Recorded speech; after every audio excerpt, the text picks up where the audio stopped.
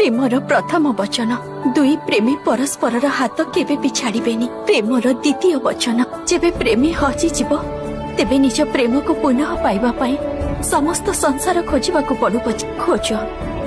Premiere तृतीय वचन निज प्रेमींकर मन को प्रेम कर शरीर को नुह। प्रेमर चतुर्थ वचन जदि प्रेम रे प्रेमी अनुचित मार्ग रे चली जाती तेबे बलपूर्वक हेउ पछे प्रेमी को अटकेबा प्रथम धर्म हेइथाय।